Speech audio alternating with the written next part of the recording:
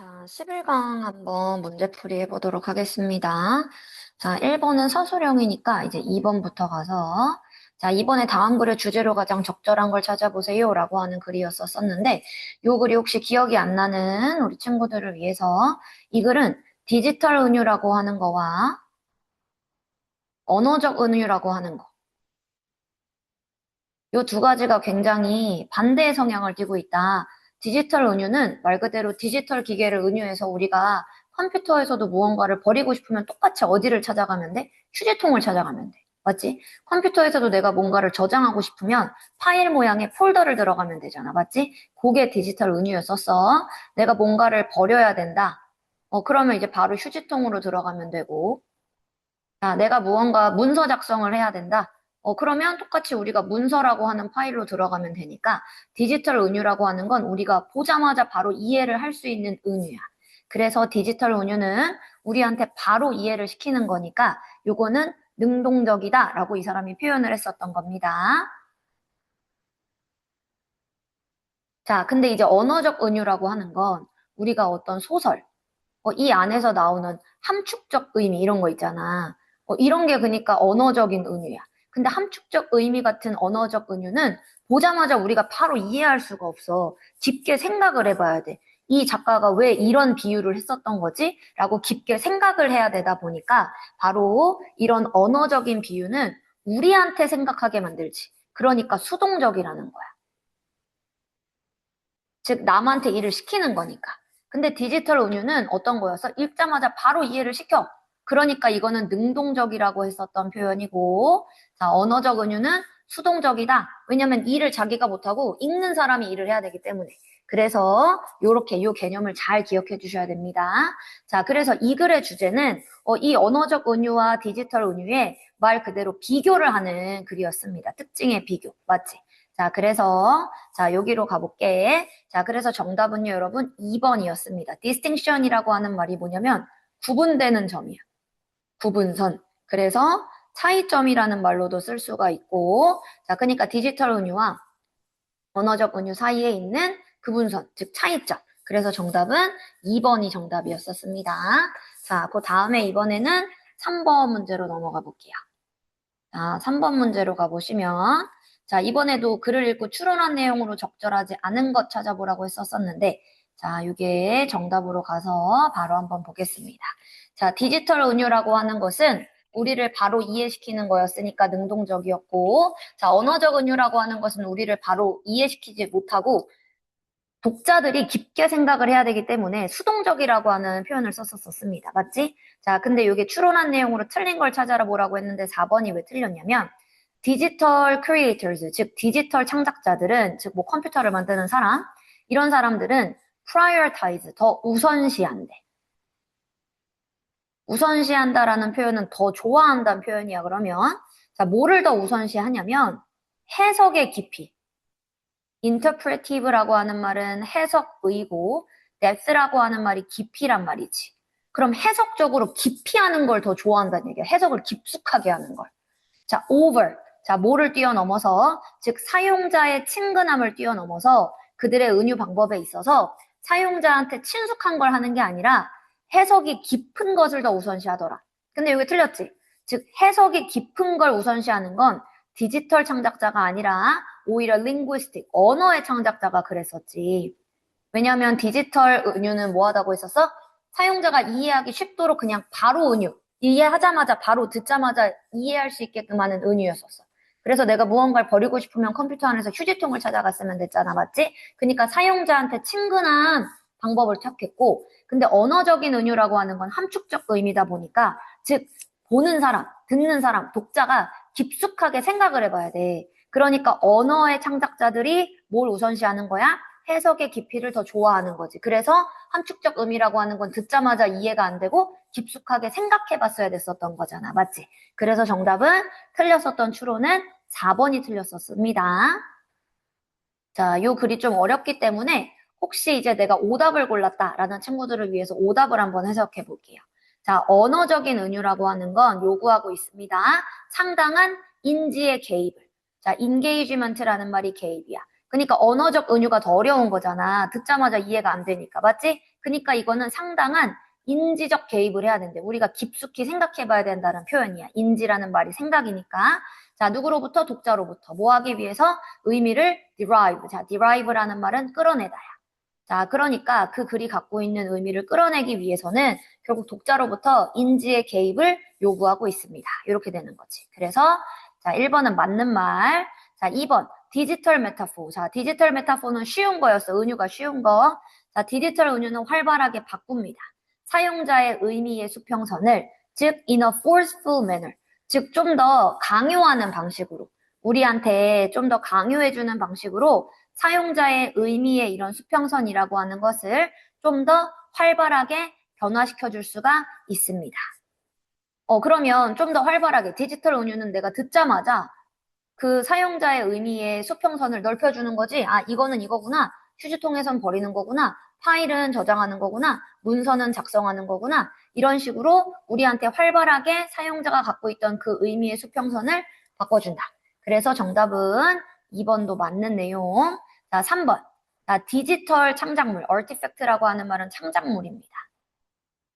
자, 디지털 창작의 사용은 자, 일반적으로는 evident, 뭐합니다? 분명합니다. 그치? 아까 디지털 창작물은 뭐하다고 했었어? 은유 방법이 직관적이야. 그래서 능동적이라고 했었고, 그러니까 디지털 창작물의 사용은 분명해. 그치? 그래서 우리가 보자마자 무슨 용도인지 알 수 있다라는 거지. 그래서 분명한이란 뜻이라서 맞고요. at a glance라는 말은 한 번 보는 것으로도 분명하다. 이런 표현입니다. 자, 그럼 1, 2, 3까지는 맞죠? 자, 이제 4번은 틀렸었고 5번으로 갈게. 셰익스피어의 은유는, 자, 셰익스피어는 언어적 은유를 한 사람이야. 자, 이 셰익스피어의 은유는 장려합니다.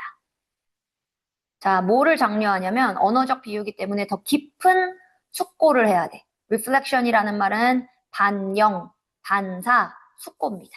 자, 그러니까 더 깊숙이 숙고해봐야 돼. 숙고가 얘들아 뭐였었어? 다른 글에서 나왔었지? 깊숙하게 생각하는 거. 그러니까 셰익스피어의 은유는 장려해. 좀 더 깊숙하게 생각해보는 것을. 왜냐하면 그것들의 의미가 즉각적으로는 뭐하지 않으니까 분명하지 않으니까 우리가 깊숙하게 생각해봐야 된다는 얘기였었지? 분명하지 않으니까. 그래서 요거는 맞는 말. 그래서 틀렸었던 거는 4번이 정답이었었습니다.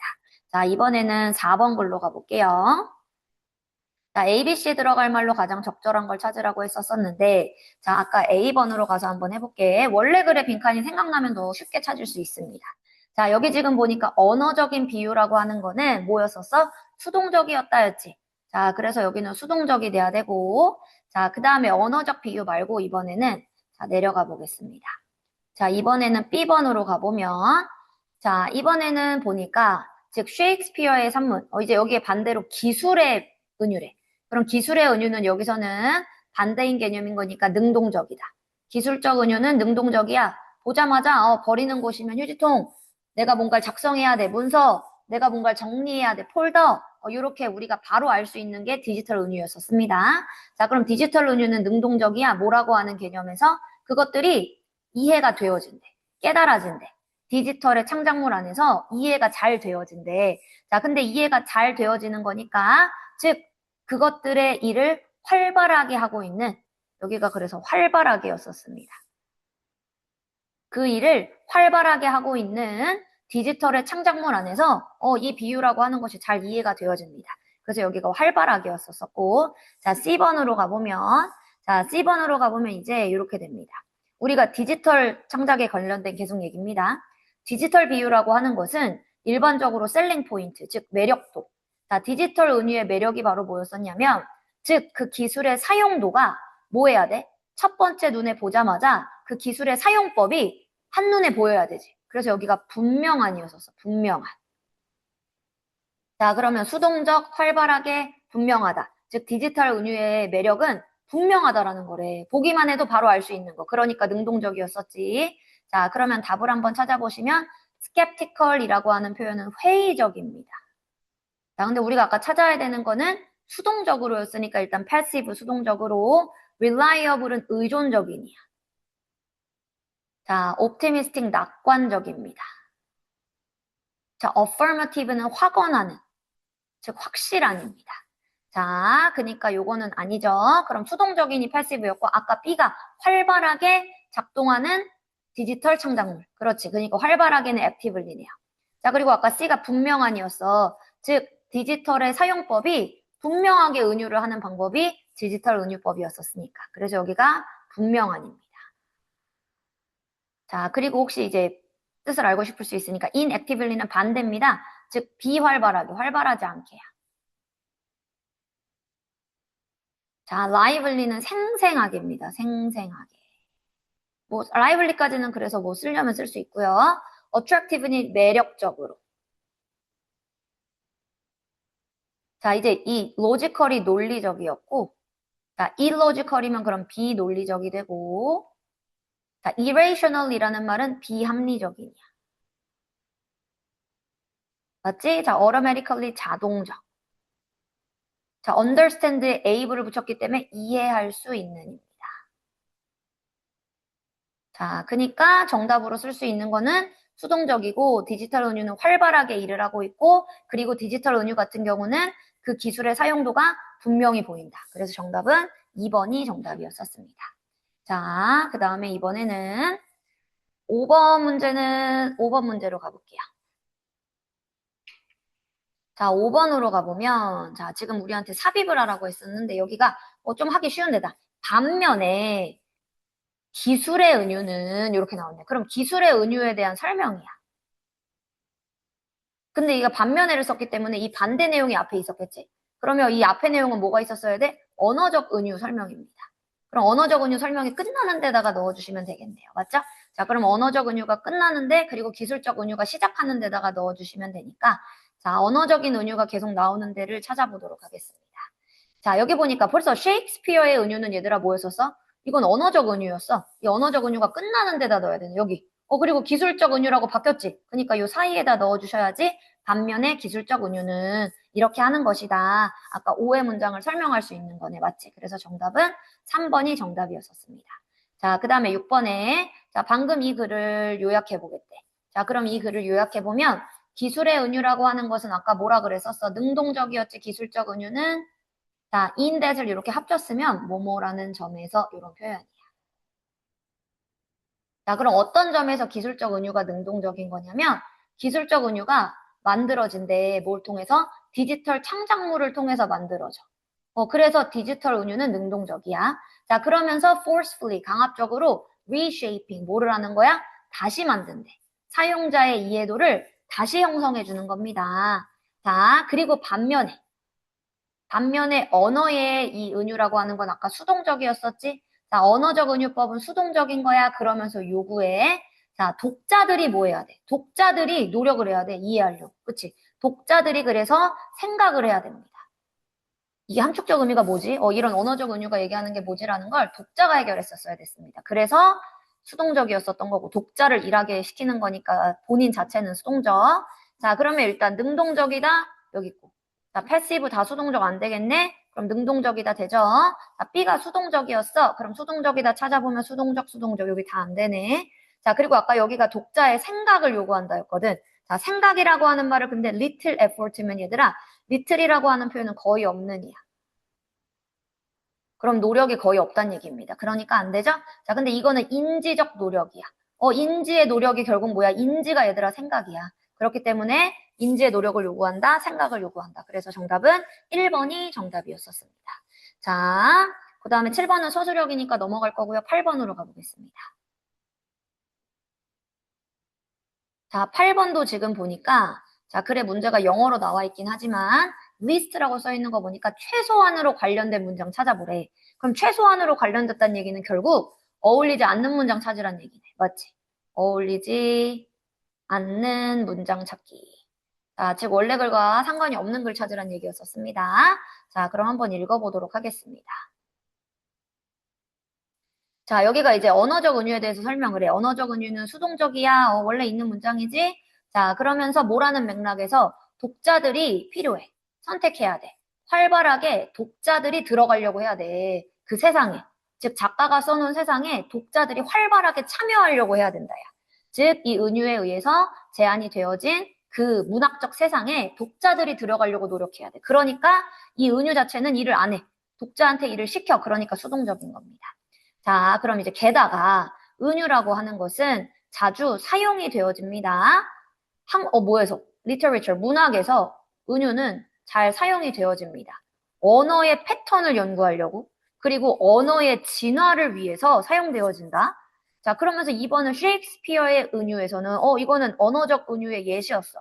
근데 얘들아, 1번은 그냥 지금 뭐야? 언어적 은유가 수동적인 거에 대한 이유가 아니라, 그냥 1번은 은유가 자주 문학에서 사용되어지는 거고, 언어의 패턴에서 은유라고 하는 게 자주 사용되어진다.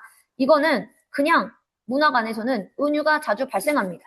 그러니까 우리가 지금 얘기하고 싶은 언어적인 은유와 디지털 은유의 차이점과는 관련이 없는 글입니다. 그래서 빼셔야 되는 문장은 1번을 빼주셔야겠습니다. 2번은 다시 셰익스피어의 은유는 아까 언어적 은유를 비유한 거. 그치? 그러니까 그거의 예시. 그 다음에 기술적 예시가 그 다음으로 나와야 되는 거 맞죠? 그래서 빼야 되는 문장은 1번이었었습니다. 자, 이제 9번으로 가볼게요. 자, 9번 문장은 빈칸 요약문을 한번 해보라고 했는데, 자, 빈칸에 원래 들어가야 됐었던 문장을 한번 생각해 봅시다. 자, 빈칸이 뭐냐면 기술적 창작자들, 즉 기술 은유를 만드는 사람들은 일반적으로는 수용할 수 없습니다. 뭐를 요구하는 걸, 즉 그들의 독자들의 이런 포텐셜을, 즉 잠재력을 요구하는 걸 수용할 수 없대. 자, 뭐 하도록 하는 독자들의 잠재력이야? 궁금해하도록 하는 잠재력을 수용 안 한대. 즉 독자들을 궁금하게 만들지 않는다는 거야.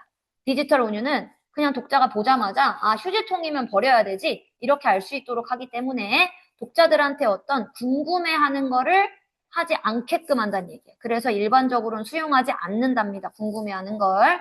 자, 그래서 그 은유가 어떻게 작용하고 있는 건지를 궁금해하는 걸 수용할 순 없습니다.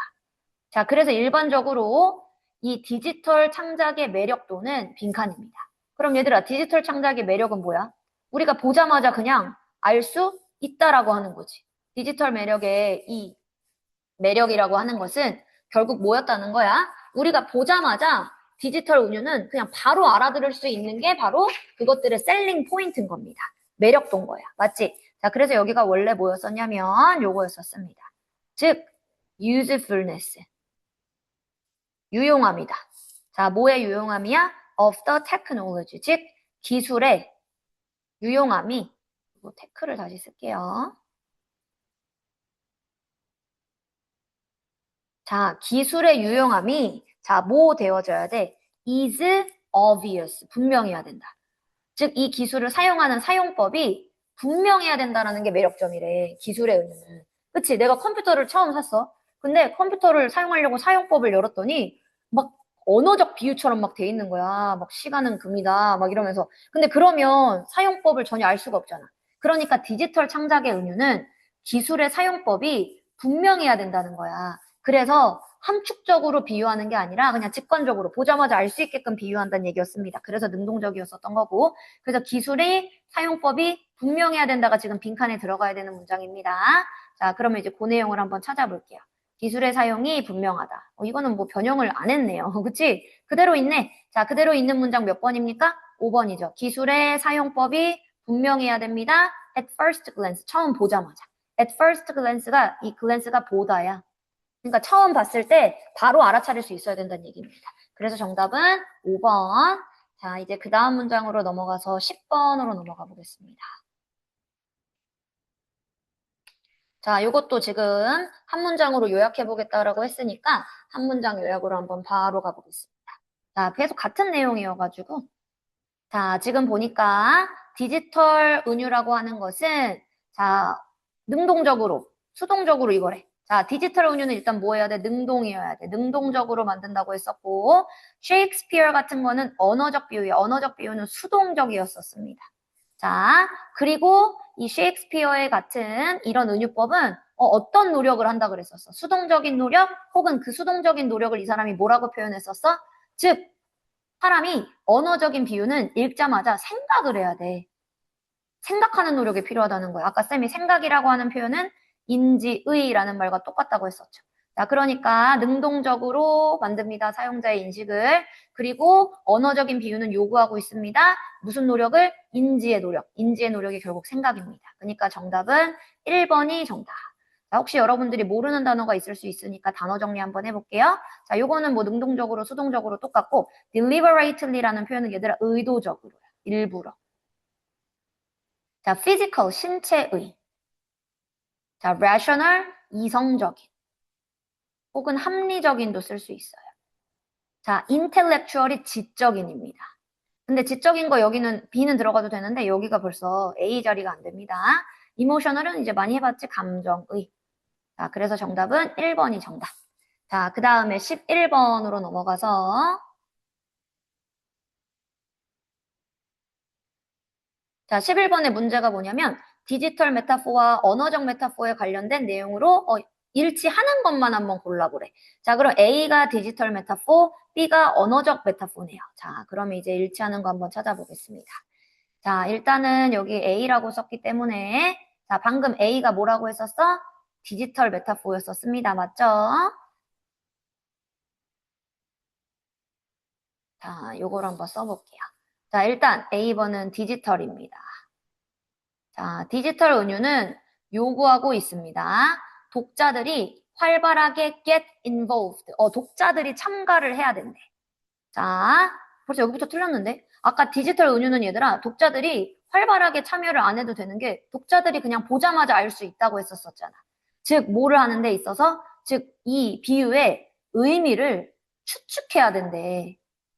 그니까, 근데 디지털 은유는 아까 뭐였었어? 우리가 보자마자 의미를 파악할 수 있기 때문에 굳이 의미를 따로 추측해야 될 필요가 없는 게 디지털 은유입니다. 오히려 이거에 대한 설명은 디지털 은유가 아니라 지금 언어적 은유에 대한 설명이에요. 의미를 추측하는 건 언어적 은유입니다. 그러니까 요 A번은 벌써 X입니다. 우리 일치하는 거 찾으라고 했었습니다. 자, 이제 B번으로 내려가 볼게요. 자, B번으로 내려가 보니까 B번은 이번에는 언어적 비유였었습니다. 맞지? 자, 그러면 언어적 비유라고 하는 것은 자, 이것은 하는 경향이 있다. encounter, 즉 만나는 경향이 있대.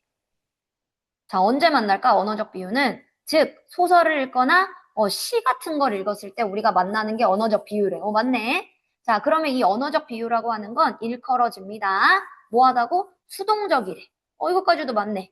우리 언어적 비유가 수동적인 거였었지. 왜냐하면 언어적 비유는 요구하거든. 뭐를? 활발한 역할을. 즉 독자들의 활발한 역할을 요구하기 때문에. 즉 독자가 참가해야 되는 거잖아. 언어적 비유는. 그러니까 언어적 비유 자체는 일을 안 하니까 수동적이란 얘기였었습니다. 독자가 일해야 되는 거니까. 그치? 그러니까 독자가 활발한 역할을 해줘야 된다. 그러니까 이 B번은 맞는 내용입니다.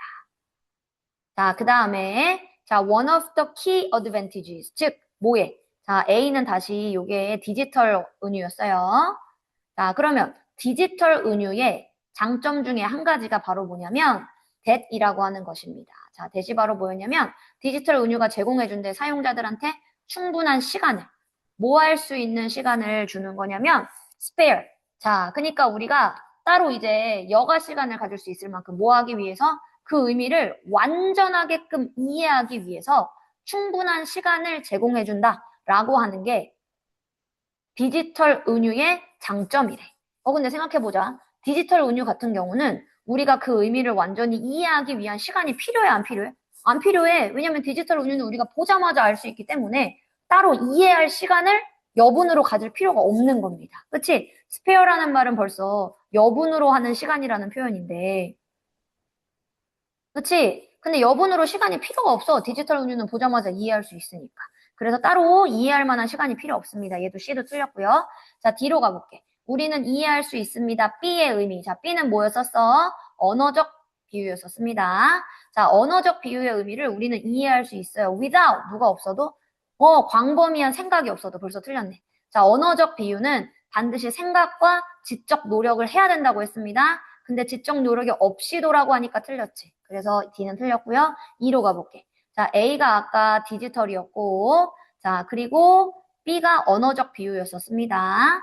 자, 그러면 디지털 비유의 의미가 즉각적으로 더 분명해. 누구 거보다 더 분명해? 언어적 비유보다 언어적 의미보다 요 미닝을 대신 받아준 거야? 언어적 의미보다 디지털 은유의 의미가 더 분명합니다. 맞지? 언어적 비유는 분명하지가 않아서 독자가 자꾸 생각을 여러 번 해봐야 돼.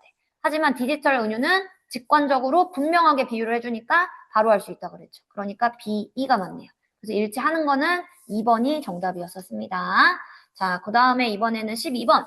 자, 문맥상 낱말의 쓰임이 적절하지 않은 거 한번 찾아볼 건데, 요거는 뭐 비교적 조금 쉬운 글이긴 했습니다.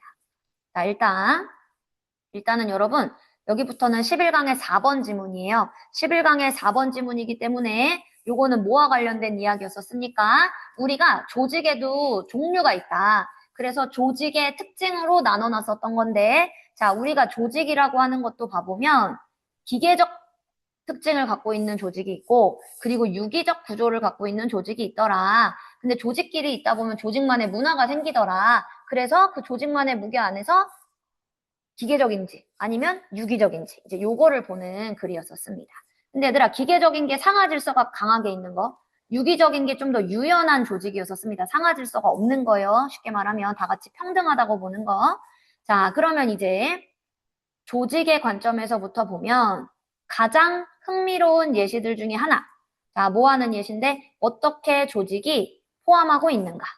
여러 가지 종류의 문화를 어떻게 포함하는지를 볼 수 있는 한 가지 방법이 바로 인식하는 겁니다. 자, 뭘 인식해 보는 거야? 바로 기능적 역할을 보면 된대. 기능적인 운영을 보면 우리가 어떻게 조직이 자기들만의 다른 문화를 갖고 있지? 이거를 볼 수 있대요. 자, 그러니까 조직마다 기능의 운영 방법을 보면 돼. 다른 부서 안에 있는. 자, 그럼 기능적은 맞죠? 자, 그래서 여러 가지의 부서들과 여러 가지의 각 부가 자, 어디에 있는? 하나의 조직 안에 있는 여러 가지 부서, 여러 가지 부. 얘들아, 우리가 청덕고라는 조직만 봐도 그 안에 청덕고 1학년에 1반부터 뭐 13반, 청덕고 2학년에 1반부터 13반 이렇게 생각해봐. 그럼 다 여러 가지 부와 부서가 되잖아. 그치? 자, 이런 여러 가지 부와 부서가 will be inevitably, 불가피하게 결국 뭐 하게 될 거야? 편견이 생긴대. 우리가 한 조직에 너무 오래 있잖아? 그러면 우리 조직끼리의 편견이 생긴다는 거였었어. 맞지? 자, 그러면서 어떤 주어진 상황을 바라보는 편견이 생긴대요. 그들 자신의 관점에서부터만 자꾸 보려고 하는 거야. 그러니까 예를 들면 내가 1학년 4반이야. 그럼 1학년 4반에 오래 있다 보면 1학년 4반의 관점에서만 보는 거야. 다른 반의 관점에서는 생각을 못 해. 맞지? 자, 그러다 보니까 한 부서에 오래 있다 보면 즉 그 부서와 그 부서의 멤버들이 결국 얻게 돼. 뭐를 얻게 되냐면 터널 비전, 터널 시야 현상이라고 하는 걸 얻게 된대. 자, 터널 시야 현상이 뭘 것 같아? 얘들아, 터널이라는 것 자체가 옆에가 보여, 안 보여? 깜깜해서 안 보이는 거잖아. 그치? 자, 그러니까 터널 시야 현상은 그들을 보도록 허락하다가 아니라 이게 허락하다거든? 자, 근데 그들을 못 보게 하는 거기 때문에 허락한다라고 쓰시면 안 되고요. 여기는 원래 디스얼로우였어요. 보는 걸 허락하지 않는 게 바로 터널 시야 현상이었었습니다.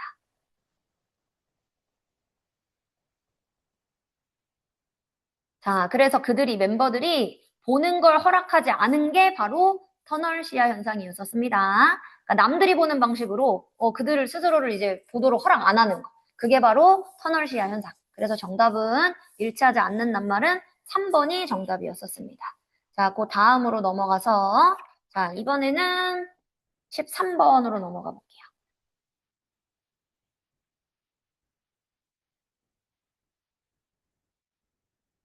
자, 13번으로 가보시면, 자, 터널 비전에 관해서 이제 옳은 거 한번 찾아보라고 했었었는데, 자, 내용상으로 옳은 거 한번 찾아볼게요. 얘들 아까 터널 비전이, 터널 시야 현상이라고 하는 게 뭐라고 했었어? 바로 내가 우리의 관점에서만 생각하는 거야. 내가 우리라고 하는 조직에 너무 오래 있다 보니까 다른 사람이 보는 관점으로 보지를 못하고 우리의 관점으로만 보는 겁니다. 그래서 뭐가 생겼다? 편견이 생겼다 그랬지. 자, 그러니까 터널 시야 현상은 사물을 보는 건데, 뭐로부터 보는 거야? 편견이 있는 관점. 이게 편견이 있는입니다. 편견이 있는 관점에서부터 자꾸 바로 사물을 바라본다. without 뭐 하는 거 없이 자 여기는 거 없이 이게 여기다야. 자 그것들을 즉 다른 사람들이 보는 방식대로 여기지 못하고 즉 이 사물을 바라보는 걸 여기 사물이야. 사물을 다른 사람들이 보는 방식으로 여기지 못하고 여기는 거 없이 그냥 편견이 있는 관점으로만 사물을 바라보는 거. 그게 바로 터널시야 현상이었었습니다. 그래서 정답은 4번이 정답이었었습니다. 자, 그 다음으로 넘어가 볼게요.